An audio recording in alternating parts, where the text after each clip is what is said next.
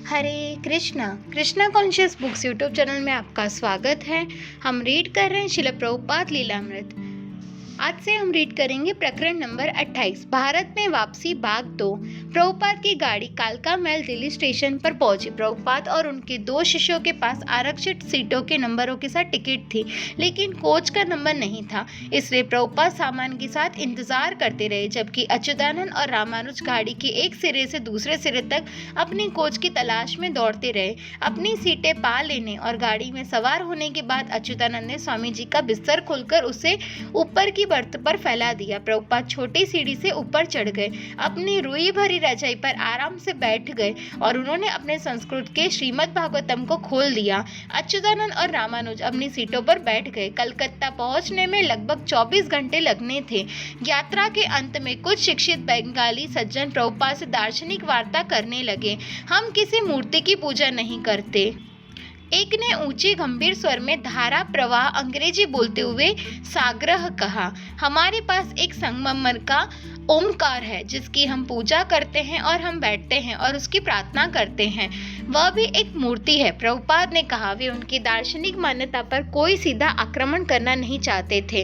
हम कर्म योग का अभ्यास करते हैं। प्रभुपाद की पूर्व उक्ति पर ध्यान न देकर वह सज्जन कहते गए, क्योंकि कर्म योग में आप अपनी स्थिति में बने रह सकते हैं, किंतु कर्मयोग आत्मा का पूरा समर्पण नहीं है। प्रभुपाद ने कहा, भक्ति के स्तर पर आना जरूरी है। ओह नहीं, उस सज्जन ने प्रतिवाद किया, भावुकता बहुत हानिकारक है। कर्मयोग। श्रील प्रभुपाद भड़क उठे, कर्मयोग मूर्खों के लिए है। मौन छा गया। एक दूसरा व्यक्ति जो बंगाली सज्जनों के साथ नहीं था लेकिन उनकी बगल में बैठा था, बोल उठा, स्पष्टतः स्वामी जी विद्वान पुरुष है, आपको उनके साथ इस तरह वाद विवाद नहीं करना चाहिए। जिस बंगाली पर प्रभुपाद बिगड़ गए थे वह उठा और दूसरी सीट पर चला गया। बाद में वह फिर वापस आ गया। क्या मैंने आपका अपमान किया है? प्रभुपाद ने उससे पूछा। नहीं नहीं नहीं, उसने उत्तर दिया, लेकिन गीता उपदेश के विषय में मैंने किसी को ऐसा कहते नहीं सुना। बंगाली यात्री तब अच्युतानंद से बात करने लगे। अपना सिगरेट जलाकर वे उनके सामने स्वतंत्रता पूर्वक पीने लगे। यद्यपि प्रभुपाद के सामने ऐसा करने का साहस उन्हें नहीं हुआ था। एक साधु के सामने धूम्रपान उचित नहीं था। प्रभुपाद के उदाहरणों में से एक को उद्धृत करते हुए अच्युतानंद ने उन्हें बताया कि शेष बंगाली लोग बहुत दुखी थे कि बंगाल से पूर्वी पाकिस्तान अलग हो गया है, लेकिन कृष्ण भावनामृत लोगों को अंतर्राष्ट्रीय विश्व जननी चेतना के स्तर पर पहुंचा सकता है। तब इस तरह का कोई विभाजन नहीं होगा। बंगालियों ने अच्युतानंद की टिप्पणी की सराहना की, यद्यपि वे सिगरेट का धुआं उसके मुंह पर फेंकते रहे, जबकि गाड़ी कलकत्ता की अंतिम दूरी तय करने के लिए खड़खड़ाती हुई भाग रही थी। हावड़ा स्टेशन पर प्रभुपाद का स्वागत अधिकतर उनकी बहन के परिवार के लोग और गोस्वामी मठ के भक्तों ने किया। लगभग 50 लोग उपस्थित थे। उन्होंने स्वामी जी को फूल माला पहनाई और चंदन का तिलक लगाया और उनको और उनके शिष्यों को ले जाकर एक कार में बैठाया। अच्युतानंद और रामानुज ने देखा कि यद्यपि स्वामी जी की बहन स्वामी जी के कद में छोटी और गोल मटोल थी, लेकिन उनका चेहरा प्रभुपाद से बिल्कुल मिलता जुलता था। उनका नाम भवतारिणी था, लेकिन प्रभुपाद ने शिष्यों से उन्हें पीसी माँ आंट कहने को कहा। जब प्रभुपाद सड़कों में से होकर जा रहे थे तो उन्होंने सिंह वाहिनी दशबाहु दुर्गा की कई मूर्तियां देखी। कलकत्ता में मास पर्यंत चलने वाला बंगाल का सबसे बड़ा धार्मिक समारोह काली पूजा का पर्व देवी काली के सम्मान में मनाया जा रहा था। शहर भर में बैंड बाजों और रेडियो संगीत की धूम थी। वितान तने थे जिनके नीचे बने मंचों को रंग बिरंगी प्रकाश से अलंकृत किया गया था। जब प्रभुपाद दक्षिण कलकत्ता में अपनी बहन पीसी माँ के घर पहुंचे तो उनके संबंधियों ने उन्हें बैठाया, उनके सम्मान में उनकी आरती उतारी और परंपरा अनुसार उन्हें सुगंधित प्रज्वलित दीप और फूल अर्पण किए। उन्होंने उनके चरण में प्रक्षालित किए। प्रभुपाद संबंधियों से बड़े कमरे में मुस्कुराते हुए बैठे रहे। संबंधियों को गर्व था कि प्रभुपाद भगवान कृष्ण की ओर से अमेरिका की यात्रा करके लौटे थे। जब प्रभुपाद के परिवार के सदस्य हरे कृष्ण कीर्तन कर रहे थे तब कमरे के बाहर बैठी घर की महिलाएं ऊंची तीखी हुंकार भरी आवाज में गाने लगी। अच्युतानंद और रामानुज चौंक उठे। पीसी माँ ने प्रभुपाद की वापसी के उपलक्ष्य में एक बड़े भोज की तैयारी की थी। अधिकतर व्यंजन सरसों के तेल में तैयार हुए थे। प्रभुपाद ने प्रसाद ग्रहण करके बहन को संतोष दिया। यद्यपि उनकी तबीयत अच्छी नहीं थी और ट्रेन की यात्रा से वे थक गए थे। समारोह के तुरंत बाद प्रभुपाद और उनकी शिष्य सोने चले गए उनका स्वास्थ्य फिर डगमगाने लगा, इस बार उनकी बहन के भारी खाने से, और उन्हें अपने हृदय पर तनाव मालूम हुआ। उन्होंने आयुर्वेदिक डॉक्टर को बुलवाया, जिसने अच्युतानंद को बताया कि हल्की मालिश कैसे की जाती है जिससे रक्त के प्रवाह में सहायता मिले, और उसने प्रभुपाद को मिठाई खाने पर रोक लगा दी। जब प्रभुपाद अच्छे होने लगे तो वे नियमित रूप से शाम को अपने कमरे में प्रवचन करने लगे। यद्यपि वे अंग्रेजी में बोलते थे अपने शिष्यों के लिए, तब भी कमरा उनके मित्रों और संबंधियों से शीघ्र ही पूरी तरह भर जाता था। काली पूजा के कारण आमतौर पर बाहर से शोरगुल आता। पिसी माँ के घर के पास एक विशाल तंबू लगा था जो संध्याकालीन जमघटों का केंद्र था, जिसमें एक दुकान मिठाइयों की थी। वहाँ आतिशबाजी भी होती थी और लाउडस्पीकर पर जूली एंड्रूज के साउंड ऑफ म्यूजिक फिल्म के गाने बड़े जोर से बजाए जाते थे। एक संध्या को जब प्रभुपाद बोल रहे थे कि मेरी योग्यता केवल यह है कि अपने गुरु महाराज से मेरा अटल विश्वास है, तभी दरवाजे के ठीक बाहर एक बड़ा पटाखा फूटा। श्रोता सहनशीलता के साथ मुस्कुराने लगे। हाँ, प्रभुपाद ने कहा। उन्होंने विस्फोटक को अपने शब्दों की पुष्टि के रूप में लिया। ये शानदार है। एक रात को प्रभुपाद ने समझाया कि भगवत गीता के अनुसार देवों के उपासक कम बुद्धि वाले होते हैं। उन्होंने कहा कि लोग काली की पूजा सांसारिक फलों के लिए करते हैं, लेकिन चूंकि सभी सांसारिक पदार्थ अस्थायी है, इसलिए मेरी ऐसी पूजा कृष्ण की पूजा से हीन है। काली अपने उपासक को जन्म मरण से मुक्ति नहीं दिला सकती। कौन अधिक अच्छा है? अच्युतानंद ने पूछा। ईसाइयों और यहूदियों की पूजा जो अधिकतर निराकार है, या काली के उपासकों द्वारा देवों की पूजा? काली की पूजा अधिक अच्छी है, प्रभुपाद ने कहा, क्योंकि उपासक वैदिक परंपरा में है। एक ईसाई या यहूदी की उपेक्षा उनमें राधा कृष्ण के सामने नतमस्तक होने या हरे कृष्ण गाने की अधिक संभावना है। भविष्य में उनके कृष्ण भक्त होने की संभावना की जा सकती है यदि वे अपने सांसारिक आसक्ति का त्याग कर दें। प्रभुपाद अपने गुरु भाइयों और उनके शिष्यों को हमेशा आमंत्रित करते थे कि वे अमेरिका जाकर उनका साथ दें। कभी कभी वे ऐसा इसलिए करते प्रतीत होते कि प्रभुपाद चाहते थे कि उनके गुरु भाई कम से कम प्रचार करने के बारे में सोचे तो सही।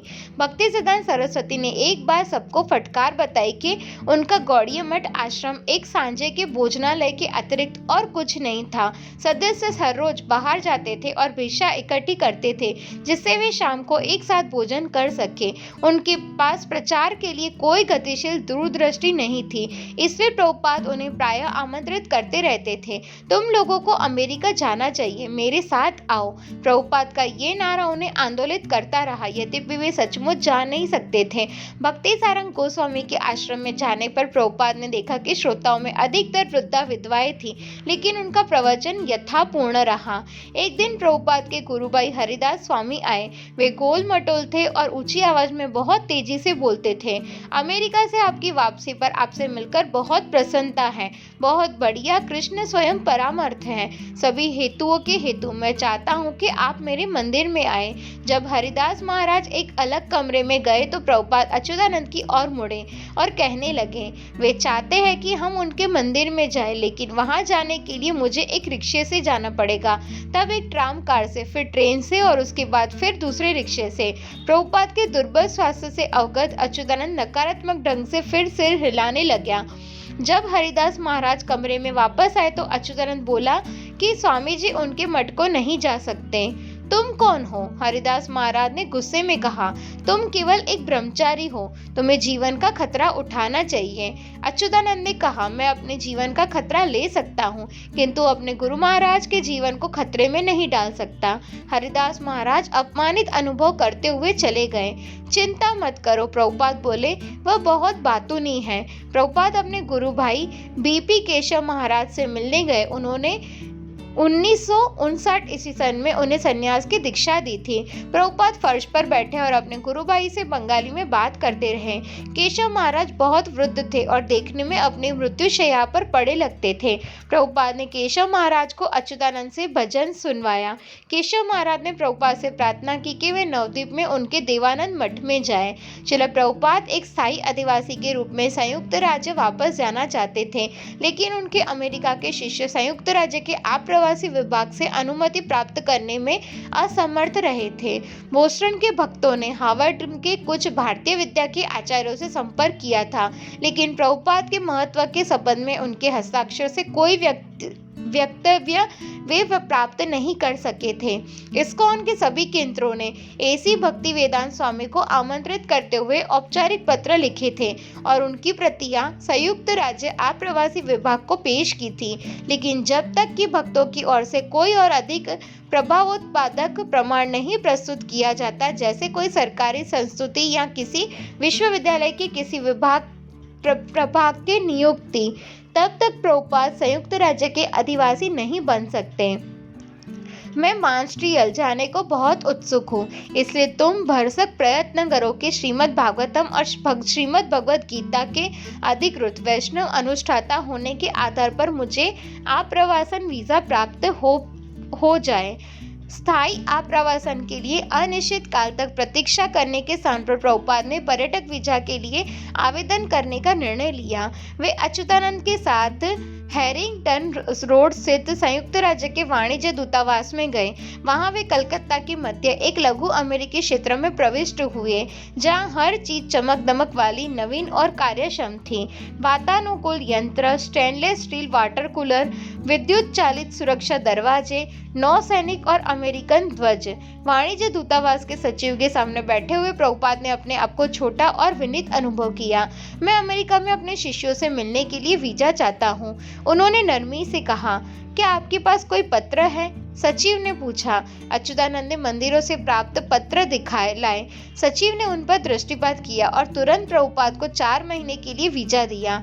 वाणिज्य दूतावास से जाते हुए प्रभुपाद ने कहा, इस समय मुझे कुछ भी मिल जाए, बाद में यह बढ़ सकता है।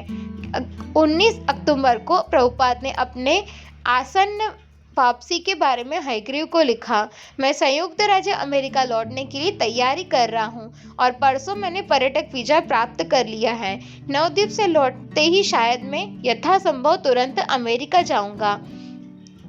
और 22 अक्टूबर को उन्होंने उमापति को लिखा, तुम्हें यह जानकर प्रसन्नता होगी कि तुम्हारे देश आने के लिए मैं पर्यटक वीजा प्राप्त कर चुका हूँ और अपने पर्यटन एजेंट से कह चुका हूँ कि शीघ्र से शीघ्र किसी तिथि को मेरी सीट आरक्षित करा दे। मेरा विचार है कि मैं नवंबर के मध्य तक तुम्हारे बीच पहुँच जाऊंगा।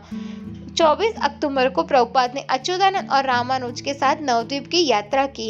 यद्यपि स्थानीय गाड़ी ने 4 घंटे लिए, लेकिन यात्रा में बंगाल के हरे भरे ग्रामीण क्षेत्रों की नैसर्गिक सुंदरता उद्घाटित होकर सामने आई और इस सुखद यात्रा से प्रभुपाद का स्वास्थ्य सुधरता मालूम हुआ। नवद्वीप पहुंचने तक अच्युतानंद और रामानुज को भी कलकत्ता के कठिन जीवन से राहत मालूम होने लगी। कई सप्ताहों के बाद पहली बार पसीने की बूंदों से भीगे बिना वे अपनी आंखें खोल सकते थे।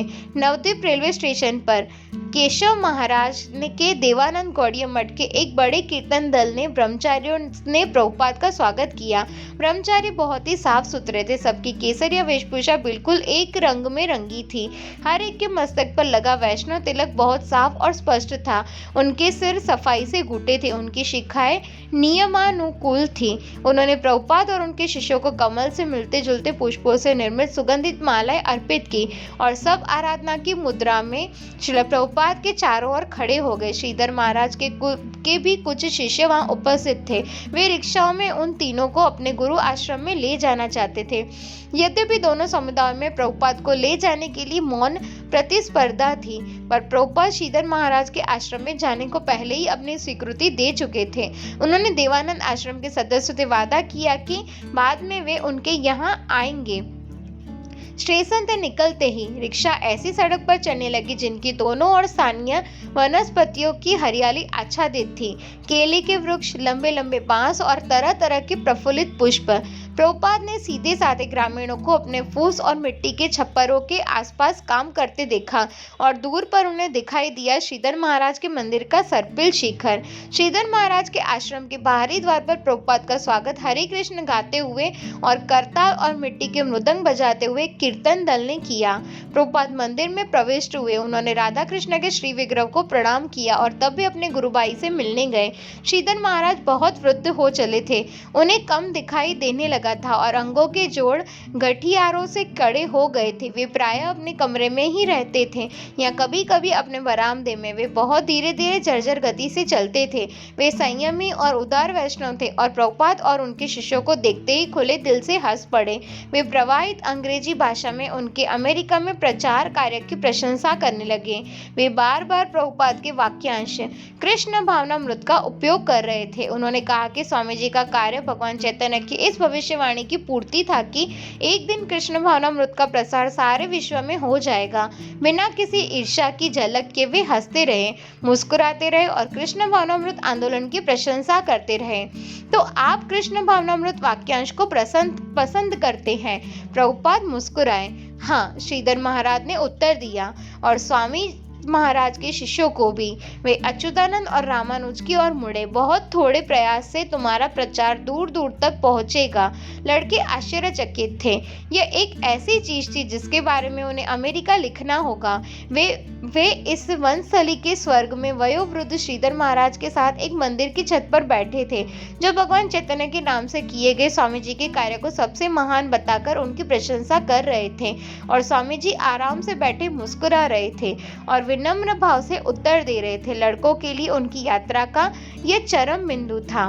प्रिय सत्स्वरूप, मेरा आशीष, मुझे हार्वर्ड विश्वविद्यालय का आमंत्रण विधिवत मिल गया है। ज्ञात होता है कि वे मेरा कार्यक्रम 20 नवंबर को 6 या 10 बजे के बीच रात में रख रहे हैं। पर्यटक वीज़ा के बल पर मैं तुरंत प्रस्थान कर सकता हूँ, लेकिन मैं मुकुंद के मेरे लिए स्थायी वीज़ा पाने के प्रयत्न के बारे में अब उसके पत्र की प्रतीक्षा कर रहा हूँ। कल हम सभी लोग नवद्वीप आए।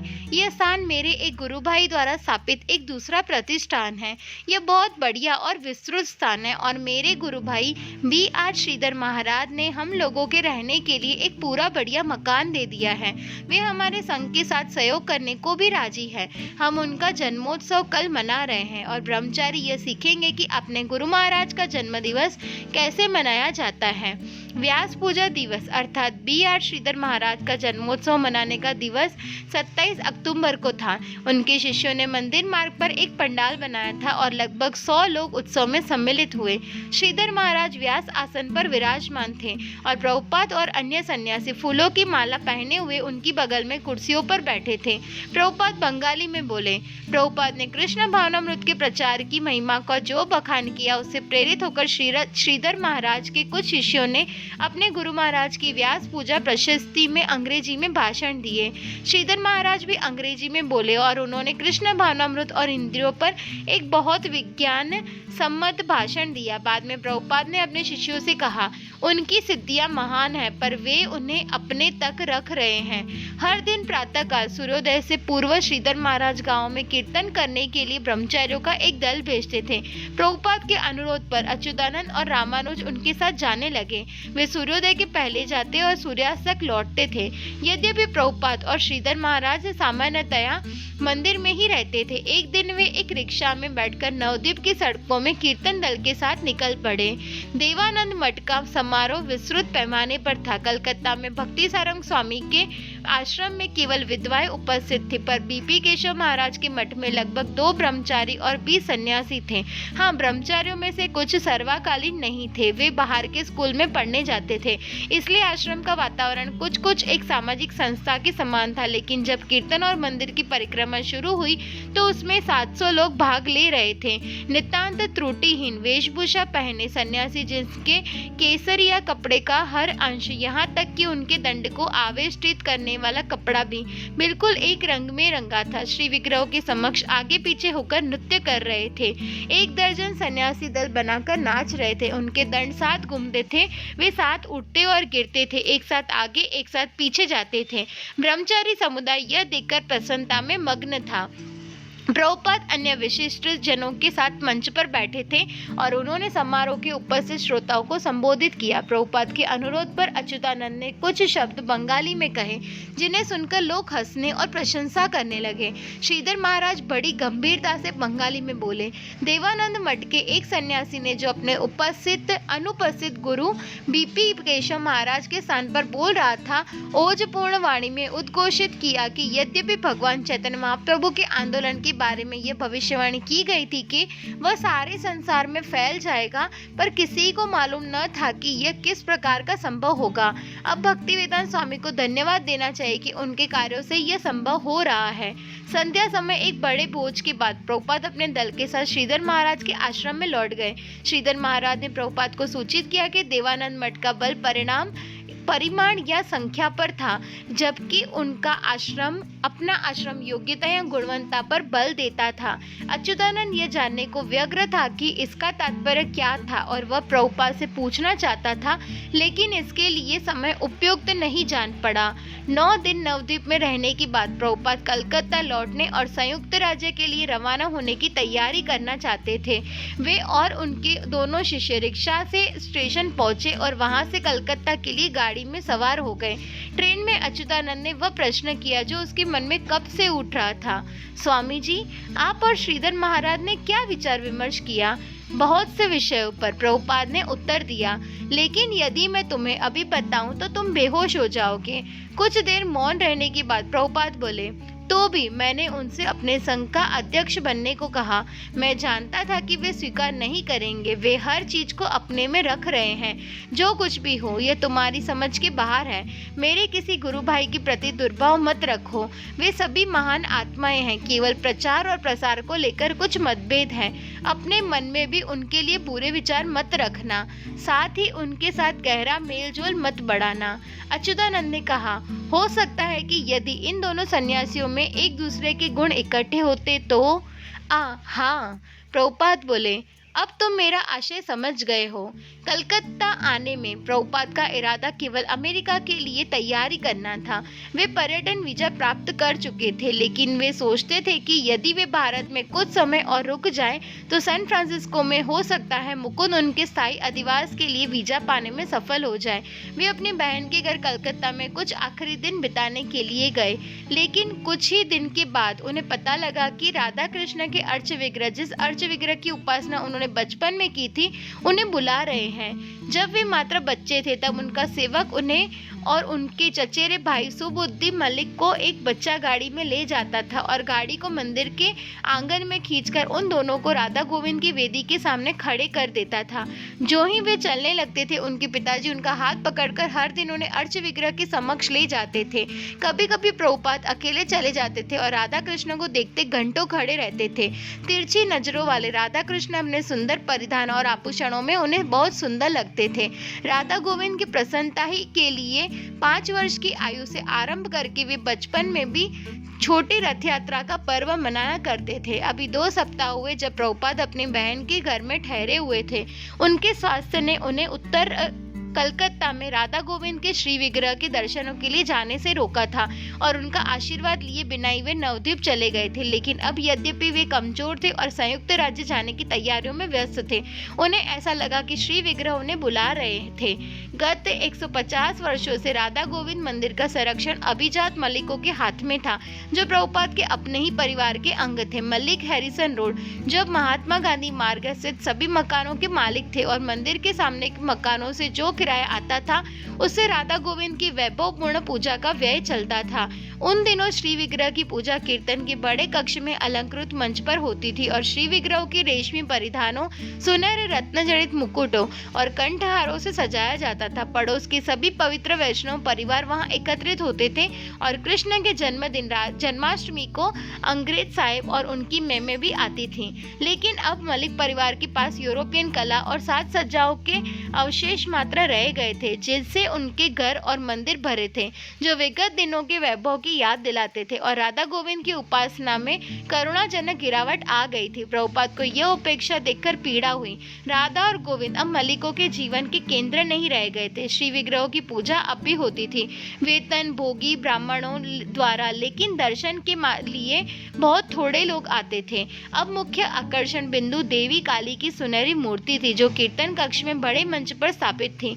राधा और गोविंद जो पीढ़ियों से मलिक परिवार में थे, अब मलिक आंगन में ऊपर के एक छोटे से कमरे में हटा दिए गए थे। उनके परिधान में कोई सुंदरता नहीं रह गई थी। उनके मूल्यवान मुकुट और आभूषण गायब हो गए थे और अब पहले की तरह कीर्तन नहीं होते थे। प्रातःकाल एक वेतन भोगी ब्राह्मण आता था। वह उनके चमकदार अंगों पर चंदन का लेप लगाता था। जो कुछ सादा परिधान शेष रह गए थे उन्हें सावधानी पूर्वक विभूषित करता था और उनके गले में चमेली की माला पहनाता था। एक दो विधवाएं बैठी इन मौन कार्यकलापों को देखती रहती थी। कृष्ण भावनामृत भारत में उपेक्षा के कारण मर रहा था। कम से कम कलकत्ता में तो मर ही रहा था और भारत के बहुत से स्थानों में वृंदावन तक में निराकार उपासना का दर्शन जोर पर था और विशाल प्राचीन मंदिर कबूतरों, बंदरों और कुत्तों के आवास बन रहे थे। यद्यपि यह बहुत खेदजनक था, पर इससे प्रभुपाद के इस विश्वास को केवल बल मिल रहा था कि पश्चिम की पूर्वज भूमि में उनके वापस जाने की जरूरत थी। भारत में यद्यपि उपासना की भावना समाप्त हो रही थी, पर पश्चिम में उसका विकास अभी शुरू हो रहा था। न्यूयॉर्क, सैन फ्रांसिस्को, मॉन्ट्रियल और बोस्टन में यदि शुद्ध कृष्ण भावनामृत भारत में मर रहा था तो उसे उर्वर पश्चिम में स्थानांतरित क्यों नहीं करना चाहिए। वहाँ यह खूब फूलेगा फलेगा, यह संसार भर में फैलेगा, यहाँ तक कि भारत में भी फिर से वापस आएगा। पश्चिम के अनुकरण पर तुला भारत अब भौतिक दृष्टि से उन्नत अमेरिकनों को कृष्ण भावनामृत अपनाते देखेगा तो वह स्वयं अपनी संस्कृति का मूल्यांकन फिर से करेगा। प्रभुपाद संयुक्त राज्य अमेरिका में कृष्ण भावनामृत क्रांति पर समारंभ देख रहे थे। वे अपने आप को इसका स्पष्टा नहीं मानते थे। वे कृष्ण भावनामृत के सेवक थे। भगवान चैतन्य की अभिलाषा थी कि हर भारतीय कृष्ण भावनामृत के संसार व्यापी प्रसार का प्रयत्न करें। दुर्भाग्य से श्रील प्रभुपाद के अधिकतर गुरु भाइयों के लिए भी शास्त्रों के वे ही श्लोक पहली बन गए थे जो कृष्ण भावनामृत आंदोलन के संसार व्यापी प्रसार की भविष्यवाणी करते थे। वे इसे स्वीकार करते थे, पर शीघ्र ही वे देखेंगे पश्चिम में बड़ी संभावनाएं थी। प्रभुपाद ने अपने बहुत से गुरु भाइयों को समाचार पत्रों के लेख दिखाए, जैसे टाम्प कीस स्क्वायर पार्क में कीर्तन करते हुए स्वामी जी के शिष्य स्टैनफोर्ड यूनिवर्सिटी में प्राचीन भाव समाधि नृत्य, और वे अपने साथ कुछ शिष्य ले आए थे। ये भी केवल शुरुआत थी और बहुत अधिक करने को शेष। और सहायता कौन करेगा। बीपी केशव महाराज मरने वाले थे, श्रीधर महाराज कहीं जा नहीं सकते थे, तब फिर कौन। अधिकतर भारतीय निराकारवादी अभक्त योगी या देवताओं के उपासक थे।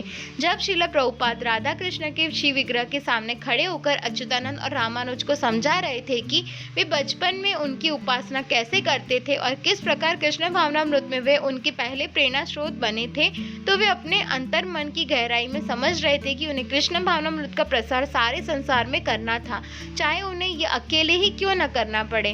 पर हाँ, वे अकेले नहीं थे, उनके अपने शिष्य थे और वे उनकी अनुपस्थिति में भी नए केंद्र खोल रहे थे। उन्हें बहुत शीघ्र उनके पास लौटना था और प्रगतिशील आंदोलन का पर्यवेक्षण करना था।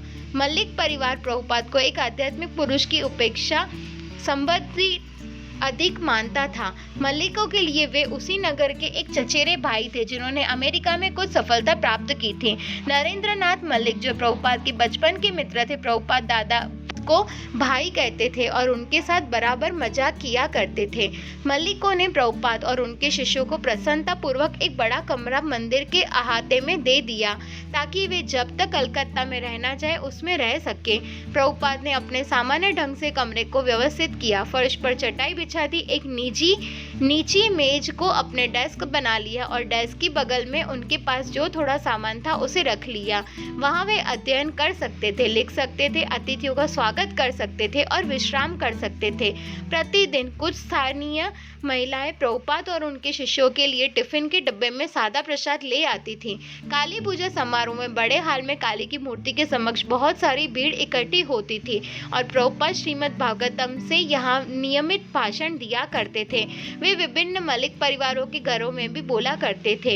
इन हास्योन्मुख सम्राट बंगाली परिवारों के मेजबान सदस्य प्रभुपाद और उनके शिष्यों को राधा गोविंद का प्रसाद देते थे। कटे फल, सिंगाड़े, अदरक की चटनी और भिगोई हुई फूली नमक मूली मूंग की फलियां। जो लोग प्रभुपाद के कमरे में उन्हें मिलने आते उनमें से अधिकतर की रुचि वास्तव में आध्यात्मिक जीवन में नहीं थी, लेकिन वे उनका आशीर्वाद चाहते थे। एक स्थानीय ब्राह्मण था जिसका कार्य कुछ फूल, गिलास में जल और पीतल के पात्र में घिसा हुआ चंदन और कुमकुम लेकर एक दुकान से दूसरी दुकान पर जाना था। इन वस्तुओं का उपयोग करते हुए वह दुकानदारों को आशीर्वाद देता था और बदले में कुछ पैसे पाता था। यह जानकर कि प्रभुपाद वैष्णव थे, वह उनके पास आशीष लेने पहुंचा। उस ब्राह्मण के माथे पर वैष्णव तिलक, जो 2 सीधी रेखाएं, और शिव तिलक, 3 समतल रेखाएं, दोनों थे। उसके चले जाने के बाद अच्युतानंद ने पूछा, स्वामी जी, वह कौन था? वह किराए का ब्राह्मण है, प्रभुपाद ने कहा। जब वह वैष्णव के पास जाता है तो उन्हें आशीर्वाद देता है, और जब वह शैवों के पास जाता है तो उसे पैसे पाता है। उसे जीविका कमानी है। एक अन्य पुरुष यह दावा करता आया कि वह प्रभुपाद के शिष्यों को हिंदी पढ़ाएगा। उसने प्रभुपाद से कहा कि वे अमेरिका जाने में उसकी सहायता करें, लेकिन प्रभुपाद ने उससे कहा, आप संन्यास ले ले, तब मैं आपको अमेरिका ले जाऊंगा। 2 भेंट के बाद उस आदमी ने आना बंद कर दिया।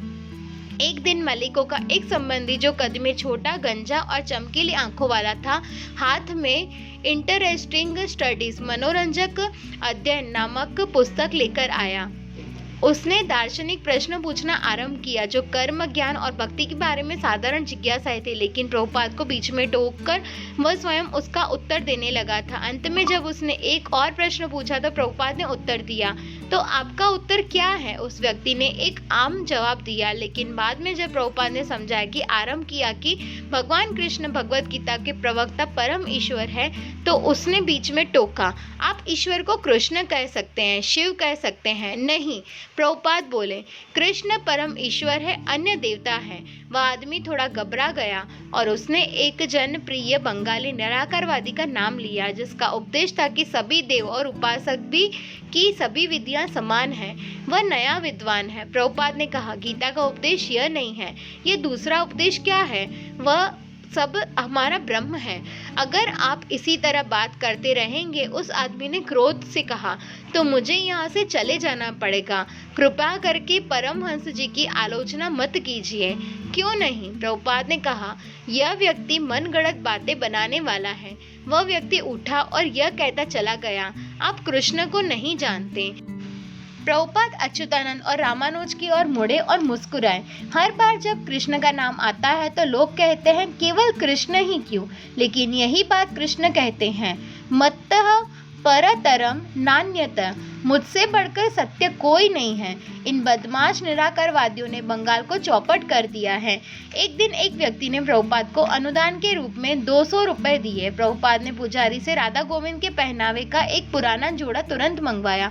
उस पहनावे को उन्होंने मंदिर की कुछ वृद्ध महिलाओं को दिया और उन्हें 200 रुपए भी दिए और उनसे कहा कि वे राधा गोविंद के लिए जरी के काम का पहनावा तैयार करें। राधा गोविंद हमारी देखभाल करते हैं, उन्होंने कहा, इसलिए हमें उनका ध्यान रखें। रामानुज की दाढ़ी विशाल थी। वह एक आम हिप्पी की तरह दिखाई देता था और वह जहाँ भी जाता था उससे श्रील प्रभुपाद के विषय में भ्रांति होती थी। प्रभुपाद ने अच्युतानंद से कहा, अपने मित्र से दाढ़ी मुंडाने के लिए कहो। अच्युतानंद ने रामानुज से बात की, लेकिन वह रामानुज दाढ़ी मुंडाने को तैयार नहीं हुआ। प्रभुपाद चाहते थे कि रामानुज इसके लिए अपने आप राजी हो जाए, इसलिए उन्होंने इस विषय में फिर नहीं कहा। लेकिन जब अमेरिका से बैक टू गॉडहेड की नई प्रति प्राप्त हुई तो उसके मन में एक नए विचार का उदय हुआ। पत्रिका में 2 चित्र थे जिसमें हरिदास ठाकुर एक वेश्या का मत परिवर्तन करते दिखाई गए थे। मत परिवर्तन की बात वेश्या अपने सिर के बाल मुंडवा रही थी। चित्र को रामानुज को दिखाते हुए प्रभुपाद ने पूछा, इस चित्र और उस चित्र में क्या अंतर है? मैं नहीं जानता स्वामी जी, रामानुज ने जवाब दिया। नहीं, प्रभुपाद ने चित्रों की ओर संकेत करते हुए कहा, इस चित्र में और दूसरे चित्र में क्या अंतर है?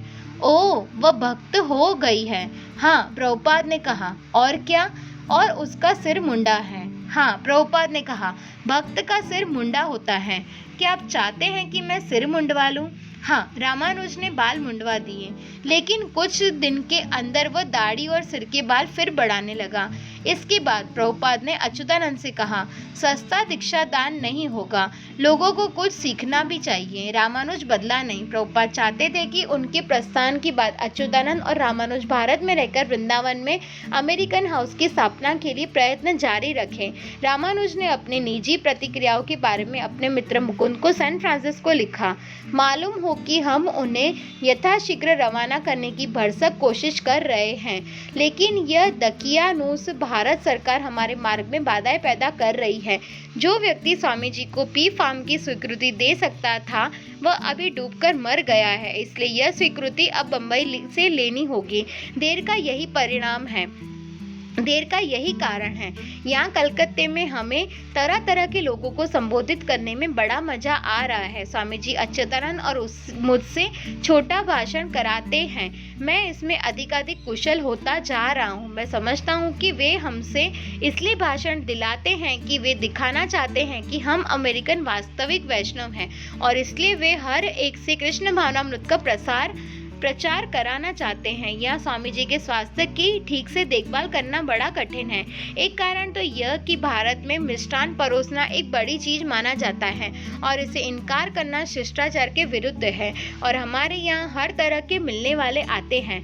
हम 11 बजे के पहले सोने नहीं जा पाते और स्वामी जी स्वभावतः 3 बजे सवेरे उठ जाते हैं। इस अर्थ में यहाँ के लोग बड़े अविचारशील हैं, लेकिन यदि अच्युतानंद और मैं लोगों से जाने के लिए कहते हैं तो वे स्वामी जी से पूछ बैठते हैं और स्वामी जी नहीं कह देते हैं।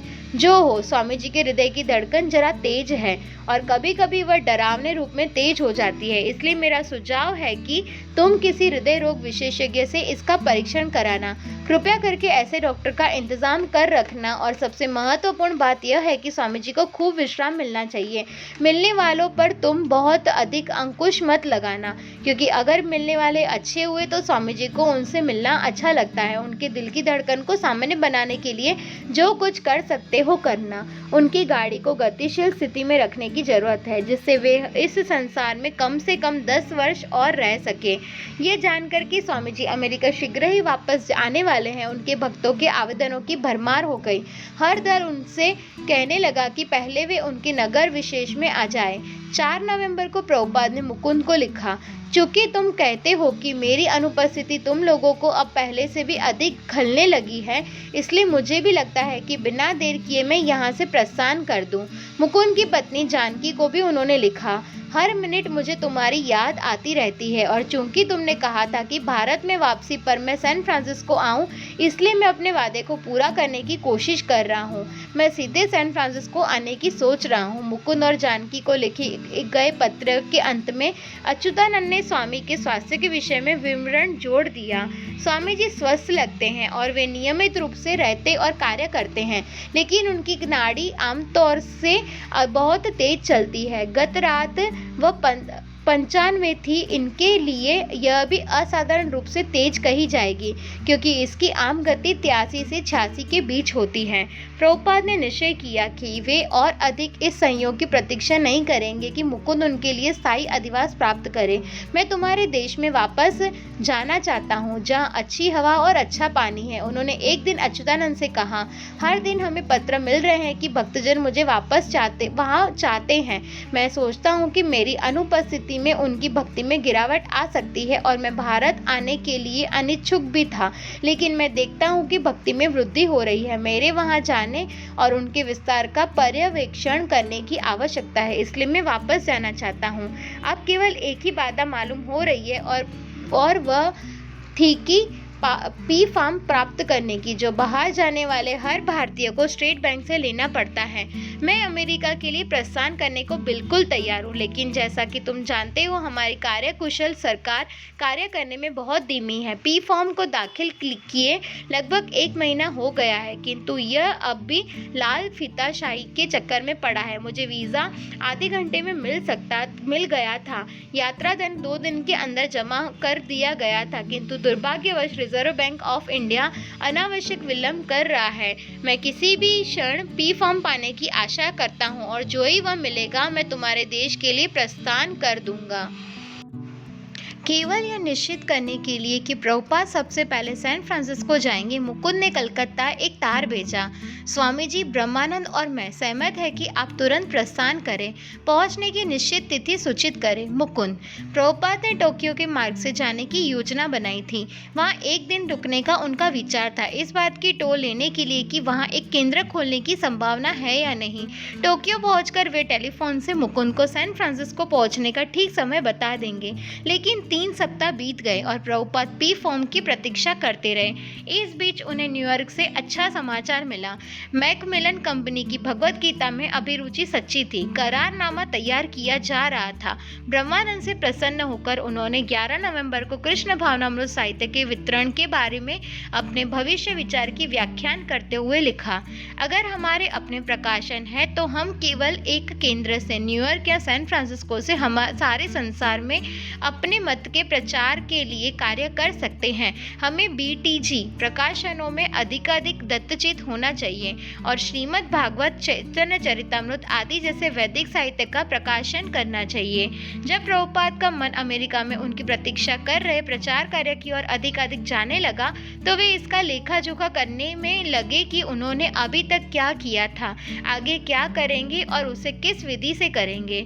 मैं श्रीमान आल्टमैन, मैं सहमत नहीं हूँ कि हमारा फैलाव बहुत विरल ढंग से हो रहा है। मेरे विचार से केवल एक निष्ठावान व्यक्ति एक केंद्र चला सकता है। आप जानते हैं कि 26 सेकंड एवेन्यू का केंद्र मैंने अकेले शुरू किया था। मैंने $200 प्रतिमास के किराए का खतरा मोल लिया था। उस समय कोई सहायक नहीं था। मुकुंद उस समय एक मित्र ही था और केंद्र चलाने का उसका कोई दायित्व नहीं था। धीरे धीरे कीर्तनानंद और हयग्रीव मिल गए, किंतु केंद्र चलाने का कोई दायित्व नहीं था। तब भी मैंने केंद्र चलाता रहा, केवल कृष्ण पर निर्भर रहकर, और तब कृष्ण ने मुझे हर चीज भेजी, आदमी, धन आदि। इसी तरह यदि एक निष्ठावान व्यक्ति मिल जाता है और संसार के किसी भी भाग में केंद्र खोलता है तो कृष्ण हर तरह से उसकी सहायता करेंगे। कृष्ण से शक्ति प्राप्त किए बिना कोई कृष्ण भावनामृत का प्रचार नहीं कर सकता। इन मामलों में शैक्षिक योग्यता या आर्थिक शक्ति से सहायता नहीं होती, वरन उद्देश्य की सच्चाई से हमेशा सहायता मिलती है। इसलिए मेरी इच्छा है कि तुम यानी ब्रह्मानंद न्यूयॉर्क के प्रभारी रहो, सत्स्वरूप बोस्टन का प्रभारी रहे, मुकुंद सैन फ्रांसिस्को का प्रभारी रहे, जनार्दन मॉन्ट्रियल का रहे और नंदरानी और दयानंद लॉस एंजलिस के प्रभावी रहे और सुबलदास संता फे का रहे। इस तरह तुम मेरे उदाहरण का अनुगमन करोगे, जैसा मैंने 26 सेकंड एवेन्यू में शुरू किया था। अर्थात तब प्रचार करना, भोजन बनाना, लिखना, वार्ता करना, कीर्तन करना, ये सभी एक व्यक्ति का कार्य था। मैं कभी श्रोताओं के बारे में नहीं सोचता। मैं कीर्तन करने के लिए तैयार रहता, चाहे सुनने वाला एक भी व्यक्ति न हो। कीर्तन का सिद्धांत भगवान की महिमा का गान है, न कि भीड़ इकट्ठा करना। यदि कृष्ण सुनकर प्रसन्न होते हैं तो वे निष्ठावान भक्तों को ऐसे स्थान पर इकट्ठा कर देंगे। इसलिए मेरा उपदेश ग्रहण करो कि हजारों केंद्र खुल सकते हैं यदि हम हर केंद्र के लिए एक निष्ठावान व्यक्ति पाले। केंद्र आरंभ करने के लिए अधिक व्यक्तियों की जरूरत नहीं है। यदि एक भी निष्ठावान व्यक्ति है तो वह केंद्र शुरू करने के लिए काफी है। 12 नवंबर को प्रभुपाद ने कृष्णा देवी को लिखा, मैं सैन फ्रांसिस्को शीघ्र आ रहा हूँ। निश्चित तिथि मैं तुम्हें अगले सप्ताह में बताऊंगा। मैं तुमसे मिलने जल्दी ही आ रहा हूँ, तब हर चीज समायोजित हो जाएगी। आशा है तुम ठीक हो। और अच्युतानंद से स्वामी जी के स्वास्थ्य के विषय में टिप्पणियां बराबर प्राप्त होती रही। वहाँ के भक्तों से कहे कि स्वामी जी की पूरी देखभाल करें। उनको अधिक कार्य करने से रोकना बहुत मुश्किल कार्य है, लेकिन भक्तों को कड़ाई बरतनी चाहिए। उन्हें अब भी प्रतिदिन दवा लेनी पड़ती है और मालिश करानी पड़ती है। 20 नवंबर को प्रभुपाद ने जल जहाज द्वारा श्रीमद् भागवतम के प्रथम 3 स्कंदों की 800 से अधिक प्रतियां न्यूयॉर्क भेजी और अगले दिन उन्हें अंत में पी फॉर्म मिल गया। उन्होंने तुरंत पैन अमेरिकन एयरलाइंस से अपनी यात्रा का आरक्षण करा लिया और मुकुंद को तार भेजकर सूचित किया कि वे सैन फ्रांसिस्को 24 नवंबर को 12:45 अभियान पहुंचेंगे, किंतु उनके प्रस्थान में फिर विलंब हुआ। इस बार कलकत्ता में साम्यवादी दल की हड़ताल के कारण सब कारोबार बंद हो गया। कारों, बसों, रिक्शाओं और गाड़ियों का चलना ठप हो गया। दंगे शुरू हो गए, हत्याएं और मारकाट होने लगी। इस बीच प्रभुपाद राधा गोविंद मंदिर में रुके रहे। तुम लोगों के देश में मेरा आना निश्चित हो गया है, लेकिन कलकत्ता में छोटे मोटे उत्पातों के कारण मैं रवाना नहीं हो पा रहा हूँ। मेरे सैन फ्रांसिस्को के मित्र बहुत चिंताग्रस्त होंगे क्योंकि मैंने उन्हें 2 तार भेजे हैं, एक के द्वारा उन्हें अपने पहुंचने की सूचना देते हुए और दूसरे के द्वारा उसे रद्द करते हुए। आगे की व्यवस्था अनिश्चित है।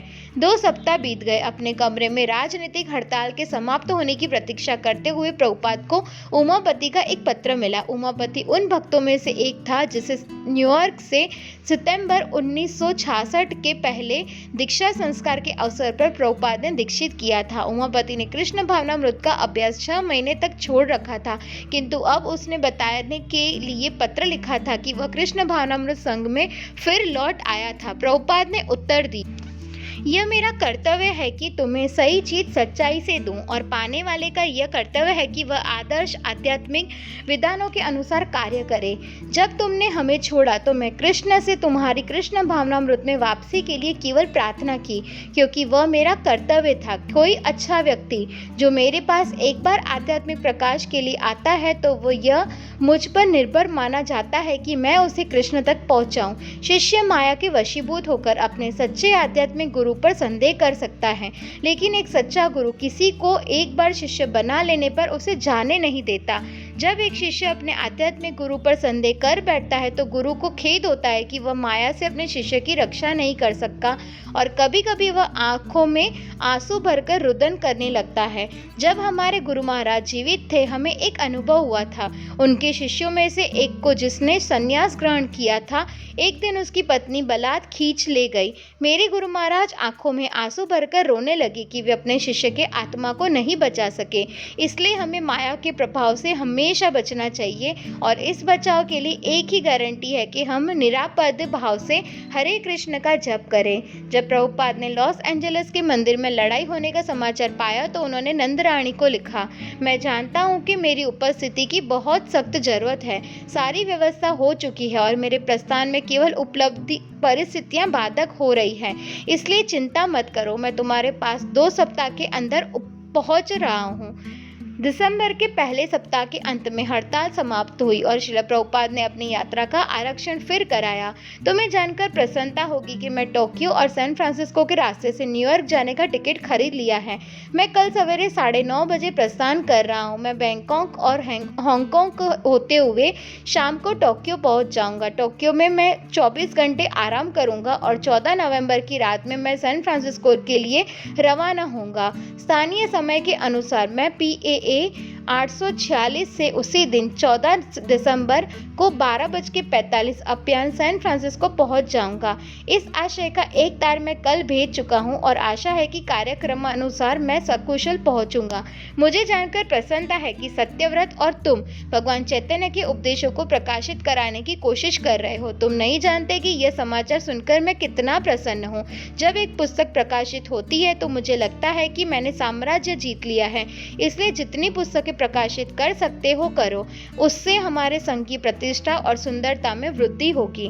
निराकारवादियों के पास कहने के लिए कोई ठोस चीज नहीं है, लेकिन चूंकि उनके पास धन है और उन्होंने इतना धन रद्दी साहित्य छाप रखा है, इसलिए उन्होंने सस्ती लोकप्रियता प्राप्त कर ली है। तुम कल्पना कर सकते हो कि हमारा संघ कितना शक्तिशाली हो जाएगा जब हम भी उतना अधिक साहित्य प्रकाशित कर लेंगे। हमें अंग्रेजी में ही साहित्य प्रकाशित नहीं करना है, वरन जर्मन, फ्रेंच जैसी अन्य महत्वपूर्ण भाषाओं में भी करना है। जब अंत में प्रभुपाद के प्रस्थान का दिन आ गया तो उन्होंने अच्युतानंद और रामानुज को आखिरी आदेश दिया, बस भगवान कृष्ण से प्रार्थना करो कि मैं अमेरिका जा सकूं। उन्होंने अच्युतानंद से कहा, मैं यह कैसे कर सकता हूं? अच्युतानंद ने उत्तर दिया, आप मुझे छोड़ रहे हैं। नहीं, श्रील प्रभुपाद ने कहा, हम हमेशा एक रहेंगे यदि तुम मेरे उपदेशों को याद रखोगे। यदि तुम प्रचार करोगे तो तुम शक्तिशाली बनोगे और ये सभी उपदेश उचित परिप्रेक्ष्य में होंगे। जब हम प्रचार बंद कर देते हैं तो हर वस्तु गतिहीन बन जाती है और हम जीवन से हाथ धो बैठते हैं। यहाँ भारत में भी लोग सोचते हैं कि वे हर चीज जानते हैं, पर यह उनकी भूल है। कृष्ण चर्चा का अंत नहीं है, ईश्वर असीम है, इसलिए कोई नहीं कह सकता मैं ईश्वर के बारे में हर चीज जानता हूँ। जो कहते हैं कि ईश्वर के बारे में हर चीज जानते हैं वे कुछ नहीं जानते, इसलिए हर एक तुम्हारी सराहना करेगा, डरो नहीं। अच्युतानंद, तब जब मैं स्वामी जी को हवाई अड्डे पर प्रणाम करके और विदा करके अपने कमरे में लौटा तो मुझे सब कुछ सूना मालूम हुआ। मुझे बहुत अकेलापन और दुर्बलता अनुभव हुई। मैं श्री श्री राधा गोविंद के सामने कमरे में गया और अपनी माला जपता हुआ आगे पीछे घूमने लगा। मैं क्या प्रचार करूंगा? मेरे पैर के नीचे से काले सफेद संगमरमर का फर्श खिसक गया। मेरे पैर दरारों पर जा पड़े, फिर दरारों के बीच हो गए और फिर बार बार सफेद काले संगमरमर पर मैं चलता रहा। तब मुझे अनुभव हुआ कि मैं राधा कृष्ण को नहीं देख रहा था, इसलिए मैं उनके सामने बैठ गया और राधा गोविंद के चमकदार श्री विग्रह को देखता रहा और मेरे नेत्र आंसुओं से भर गए। टोक्यो में रुकने का अधिकतर समय प्रभुपाद ने होटल जाने, कमरा तय करने, स्नान करने, विश्राम करने और खाने पीने में बताया। दूसरे दिन सैन फ्रांसिस्को की उड़ान पकड़ने के लिए वे हवाई अड्डे गए, पर इस बीच उन्होंने सरकार के एक सचिव से बात की और बताया कि कृष्ण भावनामृत का एक विश्वसनीय दर्शन है। उससे मनुष्य की मूल एवं शाश्वत चेतना का पुनर्जागरण होता है और उन्होंने मानव समाज के लिए कृष्ण भावनामृत की निर्णायक आवश्यकता को स्पष्ट किया। लेकिन सचिव ने कहा कि उसे विश्वास था कि जापान की सरकार किसी धार्मिक आंदोलन को कोई सहायता नहीं दे सकती। प्रभुपाद को चिढ़ हुई। यह शिक्षित व्यक्ति इतना अनजान था कि वह कृष्ण भावनामृत को एक अन्य सांप्रदायिक धर्म समझ रहा था। प्रभुपाद चाहते थे कि बुद्धिमान लोग कृष्ण भावनामृत को समझने की कोशिश करें और जाने की गीता वास्तविक ज्ञान है, दिव्य ज्ञान है जो इंद्रियों और मन के तुच्छ ज्ञान से परे है। लेकिन प्रभुपाद को विमान पकड़ना था, जापान को प्रतीक्षा करनी पड़ेगी। यात्री और विमान कर्मचारी दल के लिए प्रभुपाद केसरिया पहने हुए एक वयोवृद्ध भारतीय थे। परिचारिकाओं को पहले मालूम नहीं था कि वे अंग्रेजी बोलते थे या नहीं, लेकिन जब उन्होंने फल मांगे तब परिचारिकाएं जान गई कि वे अंग्रेजी बोल सकते थे और वे उदार मन यात्री थे। वे शांत थे, चश्मा लगाए वे घंटों भारतीय धर्मशास्त्र की कोई प्राचीन पुस्तकें पढ़ रहे या कपड़े की थैली में माला के मनकों पर उंगलियां फैलते हुए होठ हिलाकर जप करते रहे या कभी कभी आंखें बंद करके कंबल से अपने आप को ढककर आराम करते रहे। कोई नहीं जानता था, न किसी को यह जानने की चिंता थी कि वे क्या कर रहे थे। कोई भी नहीं जानता था कि सैन फ्रांसिस्को में चिंतित युवक उनकी प्रतीक्षा कर रहे थे या न्यूयॉर्क में मैकमिलन कंपनी उनकी भगवत गीता का अंग्रेजी अनुवाद प्रकाशित करना चाहती थी या उन्होंने 2 देशों में आध्यात्मिक केंद्र स्थापित कर रखे थे और उनकी योजना सारे संसार में ऐसे केंद्र खोलने की थी। प्रभुपाद धैर्य पूर्वक बैठे रहे। वे अधिकतर जप में लीन थे। उनका हाथ माला की थैली में था। वे कृष्ण पर निर्भर थे। समय निकलता जा रहा था। 10 घंटे की उड़ान के बाद वायुयान सैन फ्रांसिस्को में उतरा। सैकड़ों अन्य यात्रियों के साथ पंक्ति में खड़े होकर प्रभुपाद निकास द्वार की ओर बढ़े। टर्मिनल भवन पहुंचने के पहले ही उन्होंने देखा कि लंबी संलग्न सुरंग के दूसरे सिरे पर गोविंद दासी और अन्य शिष्य शीशे की दीवार की उस ओर से मुस्कुराते रहे थे और हाथ हिलाकर उनका स्वागत कर रहे थे। जब वे टर्मिनल भवन में प्रविष्ट हुए और शीशे की दीवार के निकट पहुंचे तो उनके शिष्य घुटने जमीन पर टेककर उन्हें दंडवत प्रणाम करने लगे। तब उन्होंने सिर उठाया तो प्रभुपाद मुस्कुराने लगे। वे गलियारे में आगे बढ़ते रहे। शिष्य भी उनके साथ आगे बढ़ते रहे। केवल शीशे की दीवार उनके बीच में थी। वे शिष्यों की दृष्टि से ओझल हो गए जब उन्हें सीढ़ी से आप्रवासन और तट कर से निबटने का जाना पड़ा। सीढ़ियों के नीचे की जगह पर भी शीशे लगे थे और प्रभुपाद देख सकते थे कि 50 से अधिक शिष्य और मित्र उत्सुकता पूर्वक उनकी प्रतीक्षा कर रहे थे। जब शिष्यों ने उन्हें फिर देखा तो वे एक साथ हरे कृष्ण चिल्ला उठे। स्वामी जी उन लोगों को आश्चर्यजनक लगे। भारत में 6 महीने बिताने से उनका रंग कुछ भूरा हो गया था। वे अधिक युवा और स्फूर्तिमय लगते थे। वे मुस्कुराए और उन्होंने गर्वपूर्वक अपना हाथ ऊपर उठाए। भक्त प्रसन्नता के मारे रो रहे थे। जब प्रभुपाद तट पर जांच के काउंटर पर खड़े थे तो उन्हें भक्तों का कीर्तन सुनाई दे रहा था। शीशे की दीवार के कारण आवाज कुछ मंद हो गई थी।